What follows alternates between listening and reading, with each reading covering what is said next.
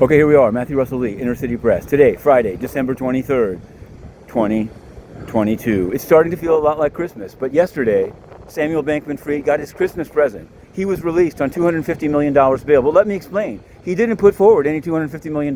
In fact, he just signed it and was whisked to the airport for a 4:30 flight. That's my understanding. He appeared at 1. The deal was done. The government supported his release, saying that, among other things, his parents are Stanford professors, and their home will secure the bond. Now, I understand they called it the largest personal recognizance bond ever, and more realistically, in a sense, they felt that they had to make the bail deal to support release in order to get him to be extradited. But was that in order to get justice for those ripped off by Sam Bankman-Fried, or was it to keep the political juggernaut of the case going on? It's probably good for me. I like the case. I want to cover it. But I will say, later in the day, I covered the presentment of a man named Edwin Pozo, 19 years old, accused of a armed robbery of a smoke shop in the Bronx, and he's detained.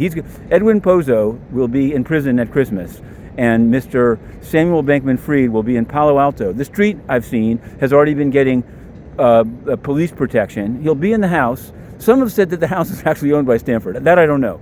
I do know that we submitted yesterday a FOIA request to the Federal Reserve about Moonstone Bank, a.k.a. Farmington State Bank, and Silvergate, and a few other institutions. And we'll be waiting for their answer, because it seems that the Sam Bankman-Fried juggernaut corrupted so many. Also, we learned, we had said, where did Ellison plead? Well, she pled in the building behind me, 40 Foley, on December 19th. It's just that it was sealed.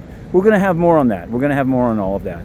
We also cover the United Nations, which has gone dormant for 12 days. Your tax dollars at work, people slaughtered in Ukraine, freezing in the cold, Haiti in chaos where the UN brought cholera, and the UN has gone on vacation.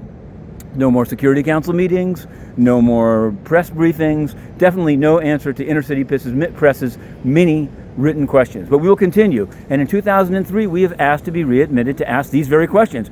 Did you take Sam Bankman-Fried's money? To be continued, Inner City Press.